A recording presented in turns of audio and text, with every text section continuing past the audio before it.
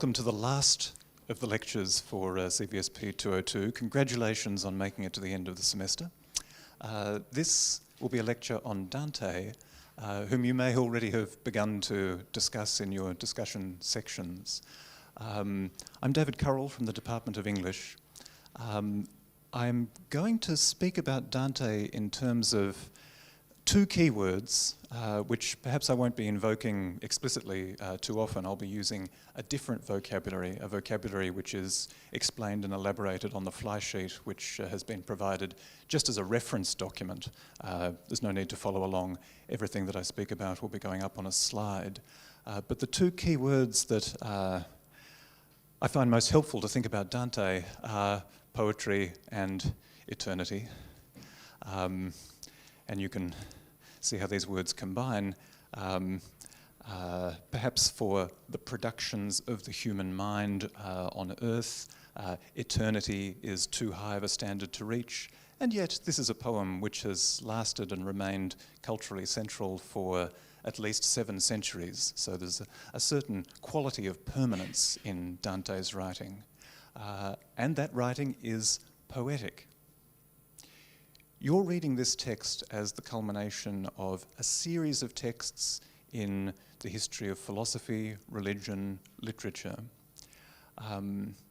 Dante is deeply informed by those traditions that you have been following.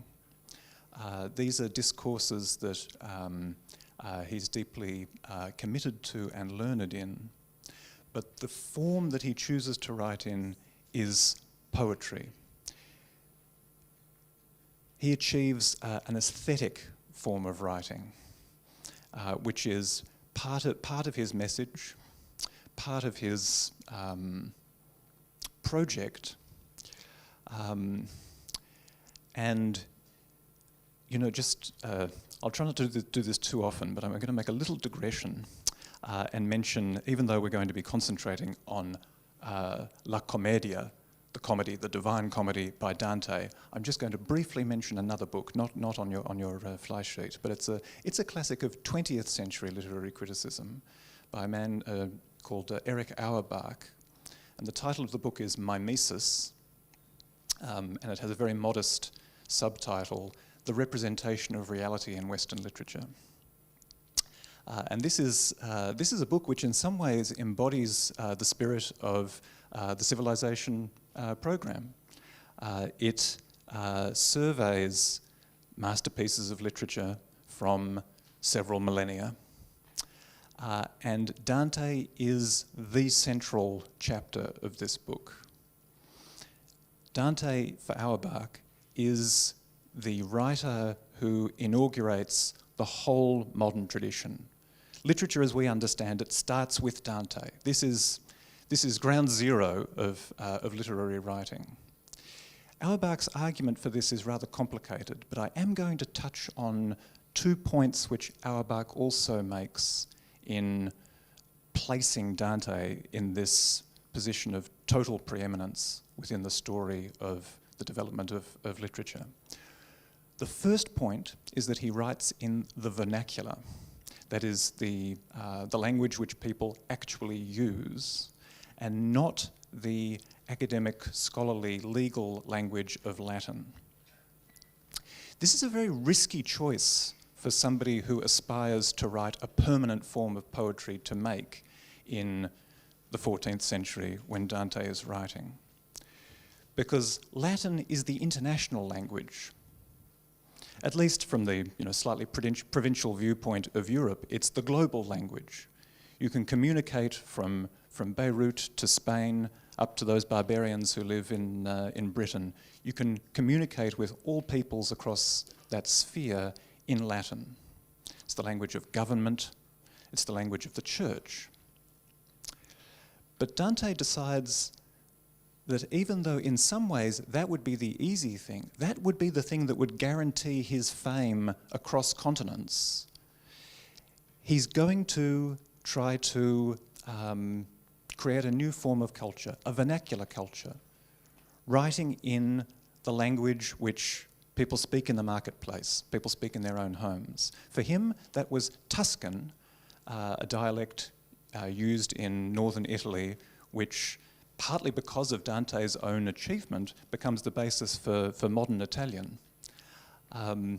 So that's one move that Dante makes that inaugurates what Auerbach calls the modern period of literature.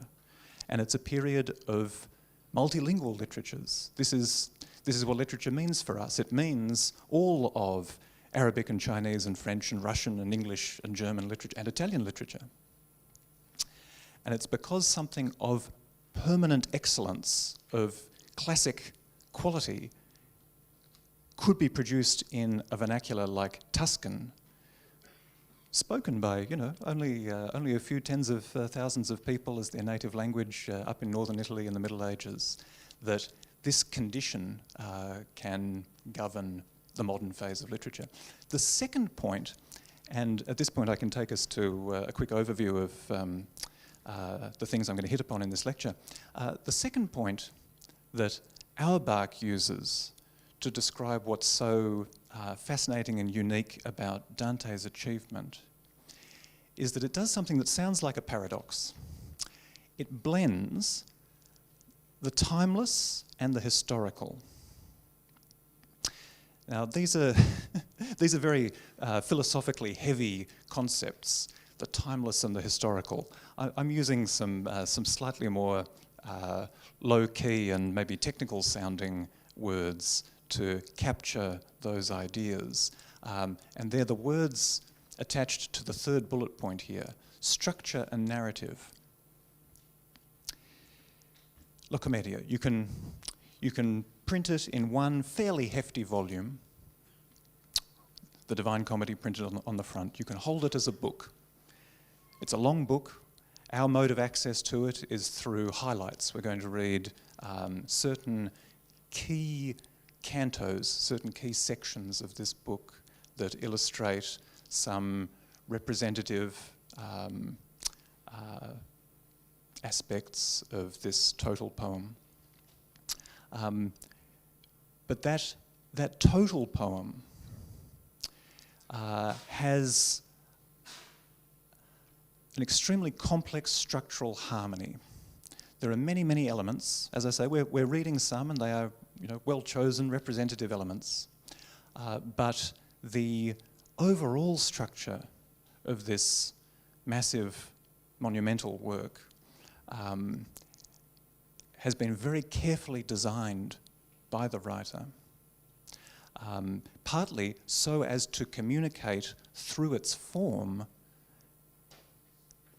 what Dante perceived as truths about history and philosophy and religion, these discourses which I mentioned at the beginning, that have timeless weight within his own understanding of the universe.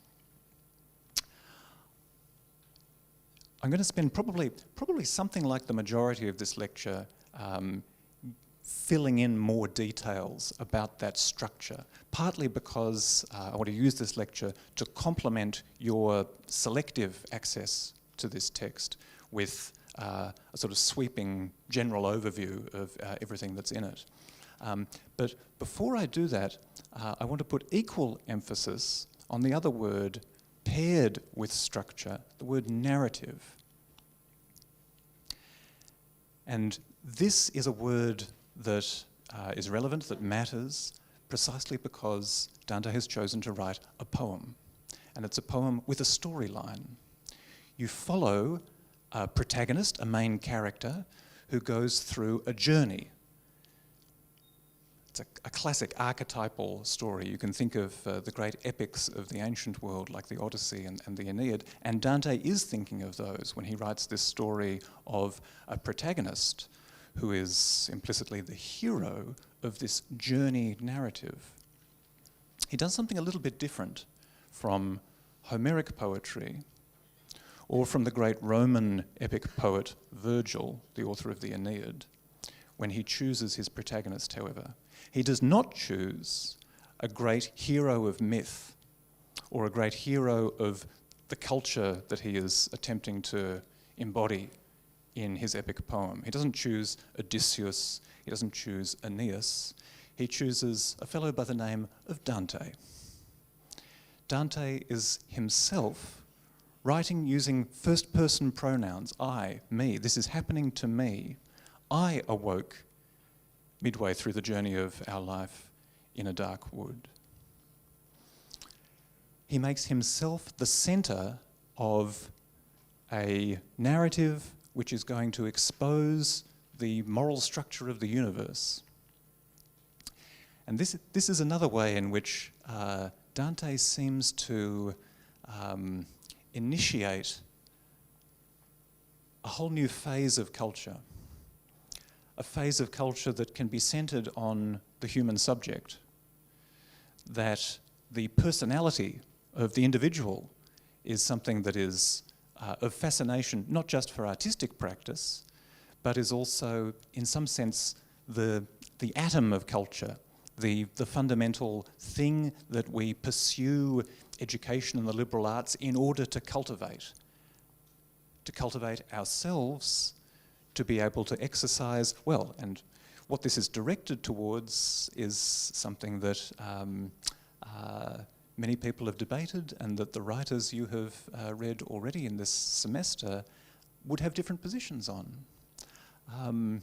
But if we try and summarise it in a capsule form, we might say that the liberal arts, the educational philosophy that is embodied in programs like this Civilization Studies program, is directed towards, you can see the etymological rationale buried in that word liberal, liber, free, the virtues of a citizen. And this was definitely part of Dante's own attitude. Yes, his text is a kind of summa or encyclopedic overview of Catholic theology in the Middle Ages. In some sense, you can put the Divine Comedy next to the great works of Augustine, whom you've read, like The City of God, or next to the Summa Theologiae of St. Thomas Aquinas. At the same time, this centering of the human subject is a gesture that puts the human individual at the centre of history, as the agent of history, as the entity who, through his and her actions as a citizen, can make history. So, the timeless and the historical. An extremely challenging, even opposed pair of concepts to bring together, but I'm following Auerbach in claiming that Dante is at least the most successful writer of his period in uniting these two things. How does that play out in the poem? Through an interplay between structure, the total design, and narrative, the narrated, time-dependent journey through that structure. Okay.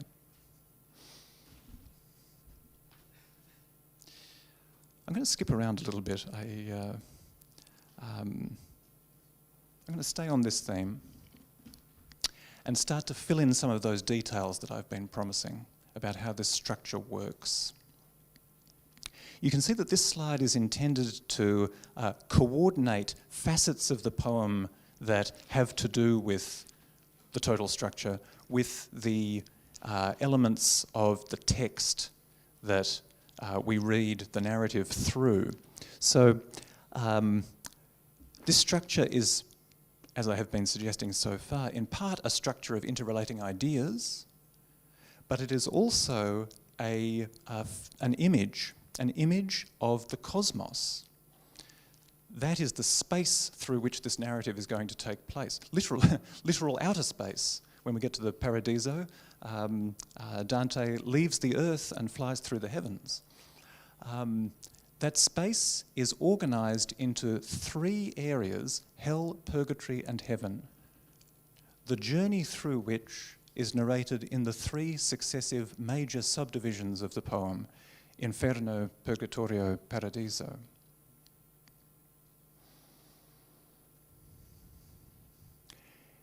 Each of these spaces of hell, purgatory and heaven into which the cosmos is divided are themselves subdivided, and slightly different vocabulary is used to describe these subdivisions. The circles of hell, the terraces of purgatory, because Dante imagines purgatory as a mountain with 7 rising terraces until one reaches the garden of earthly paradise at the top.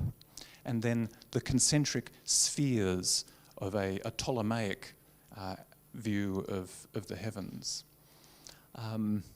This way of subdividing the space of the narrative is matched up, not exactly, but conceptually analogous to the further subdivisions that organise the poetic text as you read through it. These 3 major subdivisions, called canticles, and you could think of them as like the books of a trilogy, are divided into cantos. Again, just keeping the analogy with the more familiar modern novel, these are like the chapters of this narrative. And there are 33 cantos for each of the canticles, plus 1 bonus canto at the beginning, for a total of 100. A deliberately chosen number. And, the last thing I want to do is bore and confuse you by talking about numerology or, the special significance of numbers within Dante. Let me assure you, specialists have written book-length studies of Dante's use of numbers in certain proportions. Let me just very quickly draw your attention to the idea that he is thinking about the design and the harmony of his poem at every point, even to the point of having exactly 100 cantos. And so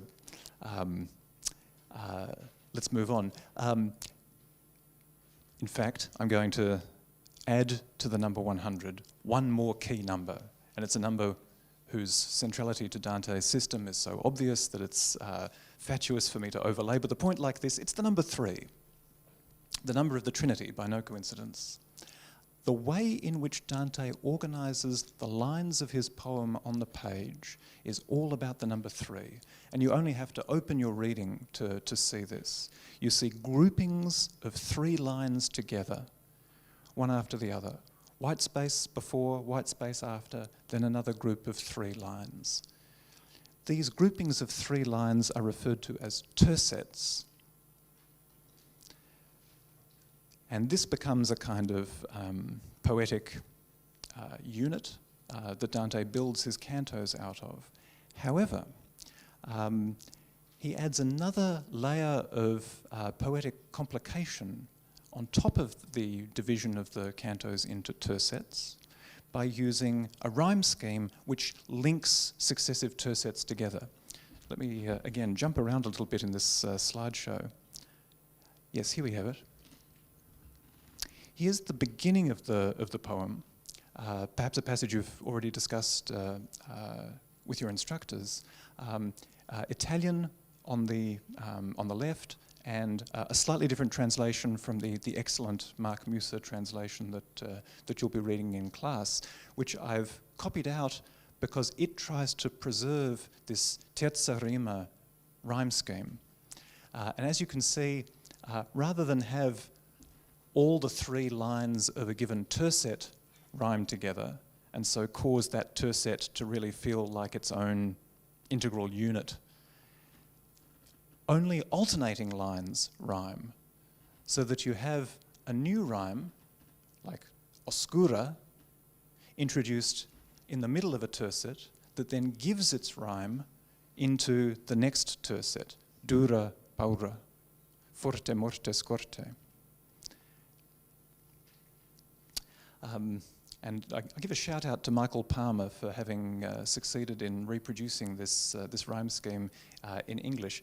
Quite difficult to do, if you only have to listen to a little bit of opera to realise that Italian is a language which uses a lot of vowel endings. So it's in some ways a little bit easier to produce these repeated rhymes in Italian than it is in English. So big challenge for the translator to reproduce that. In order, as I say again, commendable scholarly translation that you have does not try to reproduce this in order to give a more accurate and modest rendering of the tercets itself. So that is the last of the points about this subdivision. One thing that I definitely do want to highlight before moving on from this slide is a conceptual distinction that I've already made use of in stressing Dante's extraordinary, innovation, not to say hubris and creativity, in making a version of himself the protagonist of this poem. As readers of the poem, however, we need to keep a mental separation between the Dante that I'm talking about principally so far, the designer of the poem, the person who holds that structure in their mind and then thinks about how to dispose the elements of that structure into the poem that we're going to read. And the character, again, character with the same name, Dante, who Dante, the author, refers to as I, but whom we can separately analyse as the figure who is the subject of the journey, that is the centre of the narrative of this poem.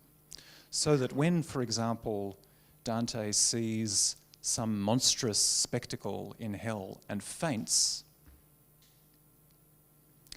the writer Dante is able to present that as a dramatic scene, but also to comment on it, to obviously express in eloquent terza rima how this event took place. And this allows one of Dante's characteristic sophistications of narrative to emerge, a gap between the initial naive, sometimes surprised reaction of the character who is journeying through this space of hell, purgatory and heaven, and the well-informed, authoritative author Dante the poet, who knows what he is doing, knows where he is within the scheme, knows what theological analysis he wants to put forward about the particular part of the cosmos that his character is moving through. And let's talk about that cosmos. Here is a diagram that it's reproduced on the fly sheet. It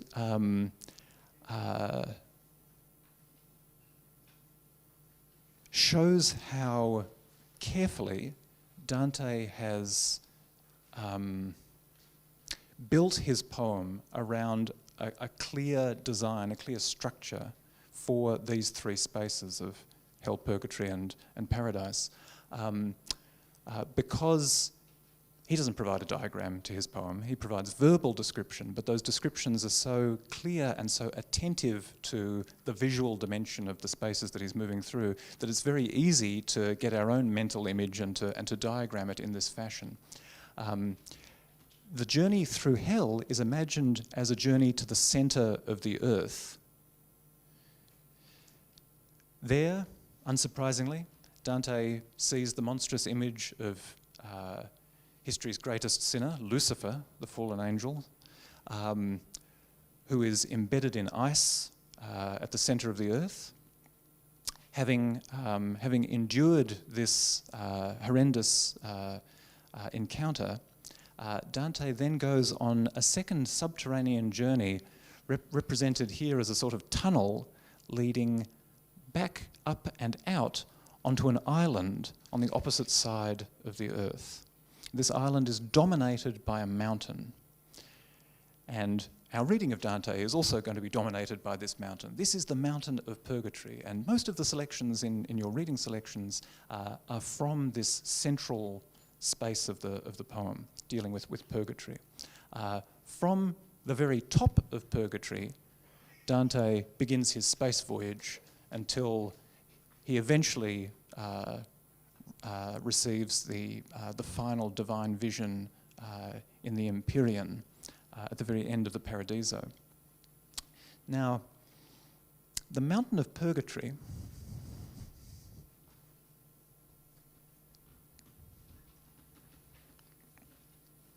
is an excellent example through which to show how Dante's presentation of the cosmos is of a morally organised cosmos.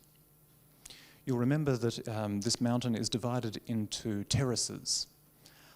Each terrace corresponds to one of the 7 deadly sins. This is why there are 7 of them. So he takes this theological concept within his religion of the mortal sins and uses that to organise the imagined space of purgatory. And I might say again, just picking up again that rather challenging terms within which Erich Auerbach praises Dante's achievement as marrying the timeless and the historical. I think he must have been thinking of Purgatorio, the middle part of the poem especially, because purgatory is the one out of these 3 spaces of the afterlife which is not eternal. Well, the space itself is eternal, but the inhabitation of that space by a departed soul is not eternal. This is a space where things can change.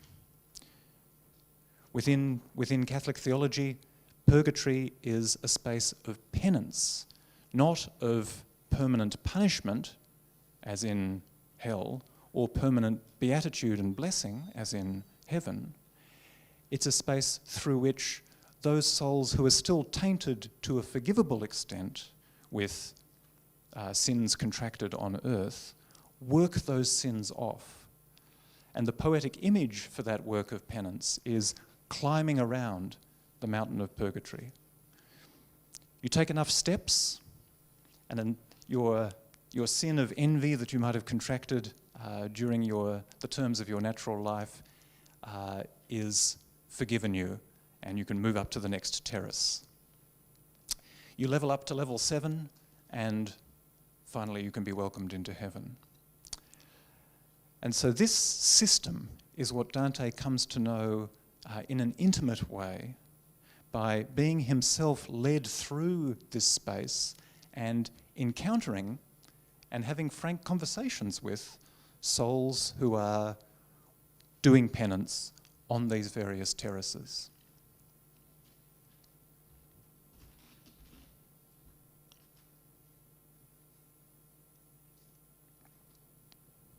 Right in the middle of this canticle, Purgatorio, the way in which these terraces are organised, according to a theological and moral doctrine, is explained directly.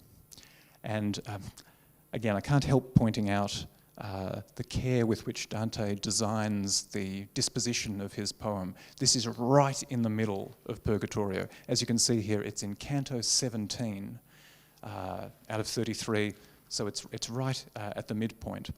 And you'll see that there's a sort of conceptual elaboration that Dante's guide, Virgil, provides to account for why there are these 7 sins. He says the following: "Neither Creator nor his creatures ever, my son," speaking to Dante, "lacked love. There are, as you well know, 2 kinds, the natural love, the rational. Natural love may never be at fault, the other may. And these are the ways in which rational love can go wrong: by choosing the wrong goal, by insufficient or excessive zeal. While it is fixed on the eternal good and observes temperance, loving worldly goods, it cannot be the cause of sinful joys. But when it turns towards evil or pursues some good with not enough or too much zeal, the creature turns on his Creator then." So a new category, love, is introduced in relation to which the species of sin can be defined. So these sins have to do with the human capacity to be a desiring subject. And how can that desire go wrong? Through excess, which leads to the species of lust and gluttony and greed. Through deficiency, given the theological name of sloth, or by being perverted or misdirected towards the wrong kind of end, leading to the sins of wrath or envy or pride.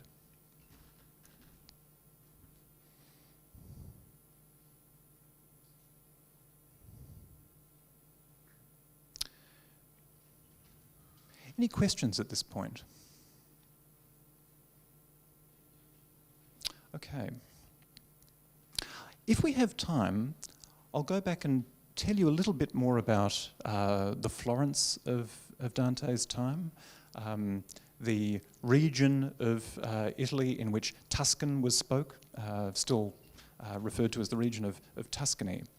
But I'm going to skip ahead, as I've been doing once or twice already, in order to talk about this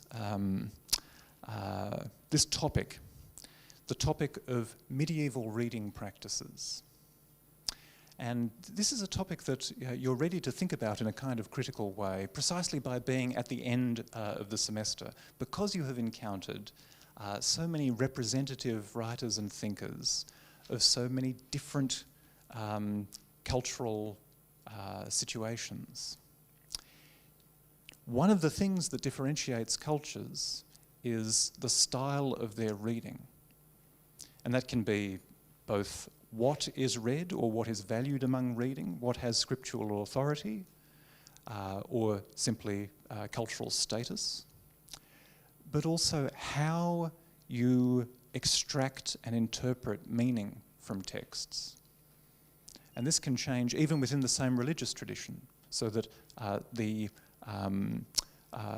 Catholic reading practice that Dante explains in his letter to Can Grande, one of his patrons, and which is closely linked to an Augustan kind of engagement with biblical scripture. This is, by no means a fixed or timeless way of reading either sacred or secular texts. It's one among many ways in which, as I say, only Christians have read the Bible. But since Dante left this record, I feel it's worth engaging with. And it's worth engaging with, firstly, to understand how Dante might have considered his own text and the sorts of interpretive moves that he imagines his own first generation of readers making, readers that have been educated in the same culture of reading that he is a part of. But it's also worth getting a little bit of familiarity with this, so you can take the measure of how unfamiliar this probably feels to you. And one kind of challenging question that maybe I'll just leave open, but that is entailed by this process, is to say, well, what are you reading for? Very well, we can recognise this as a kind of reading practice which is understandable on its own terms, but belongs to a different time and place. What is my way of reading this poem?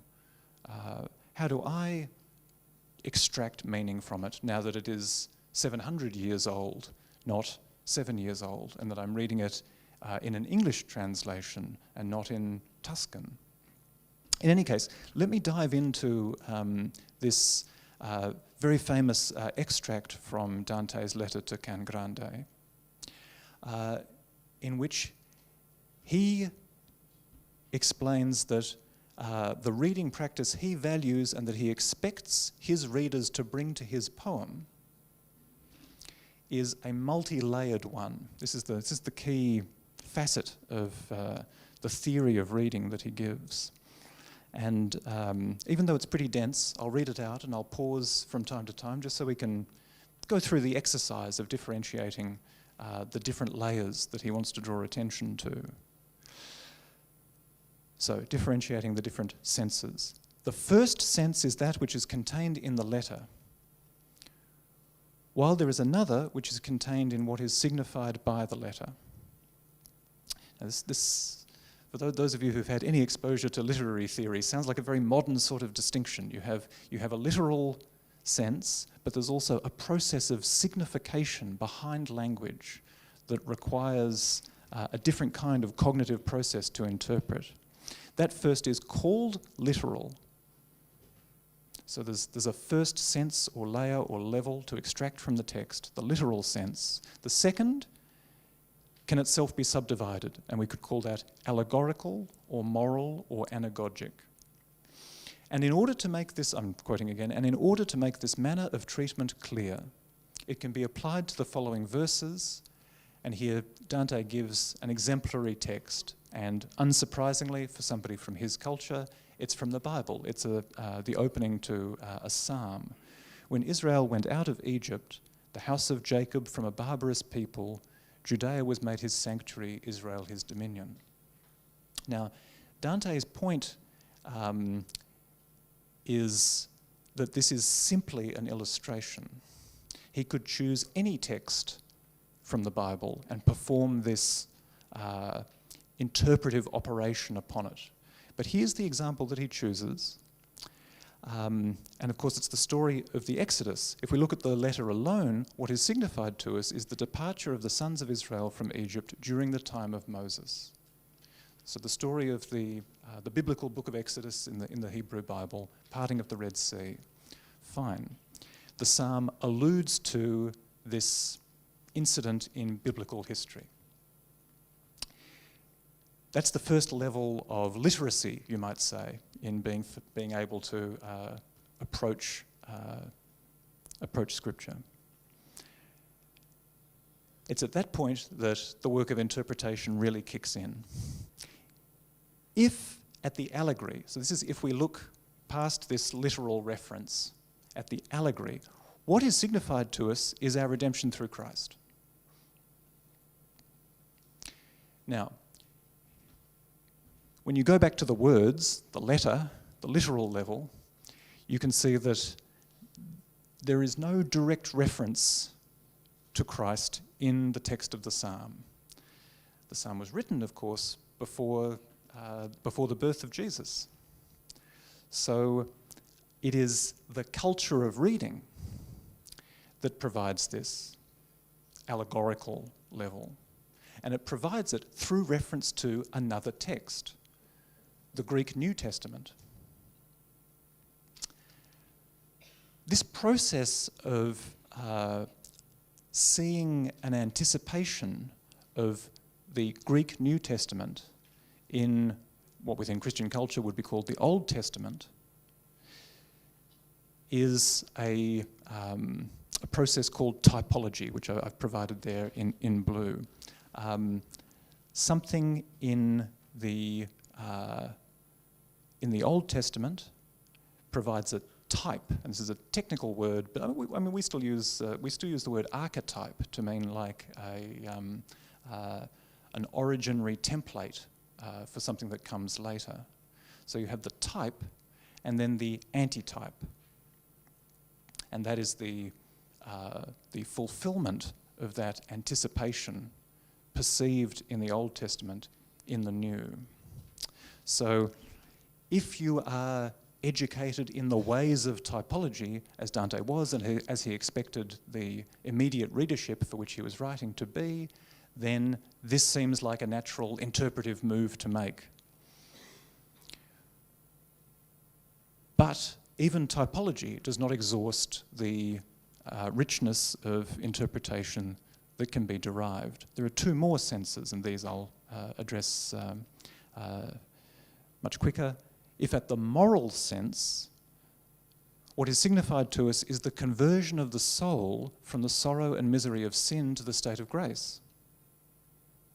If at the anagogic, what is signified to us is the departure of the sanctified soul from bondage to the corruption of this world into the freedom of eternal glory.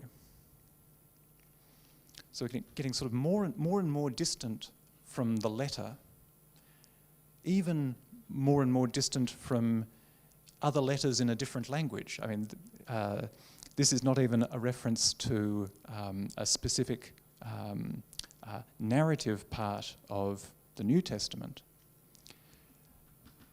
but it is a way in which the medieval Catholic culture of which Dante is a culmination is able to extract interpretive richness from reading.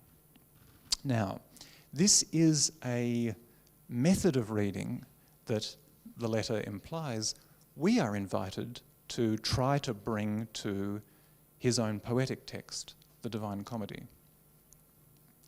The first canto, the bonus canto, which allows the comedy to have this numerically perfect structure of 100 cantos, this is perhaps the best canto to exercise that style of reading upon. And Dante sort of gives you a little puzzle to try and solve, and he has an interpreter, Virgil, enter the poem and explain things. So we're given a little primer in this style of reading, which implicitly Dante would like us to carry further into the text.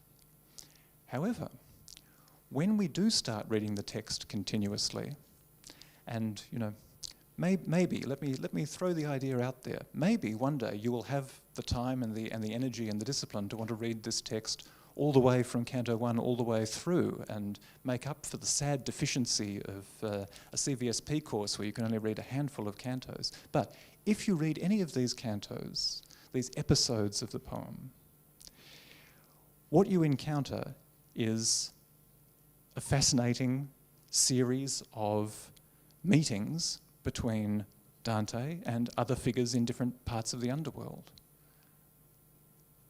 And this is perhaps the final point that I'm going to land on. Thinking again about that distinction between structure and narrative. It's very easy when you're up here with a microphone to talk about structure until your time is exhausted and more than exhausted. However, this is a poetic narrative in which the incident, the spectacles, the encounters, the characters that Dante provides for us are not to be discarded. They are to attract and interest you on their own terms. The literal is just as important as the allegorical. So thank you very much for your attention today. Enjoy your discussions of Dante, and good luck on your finals.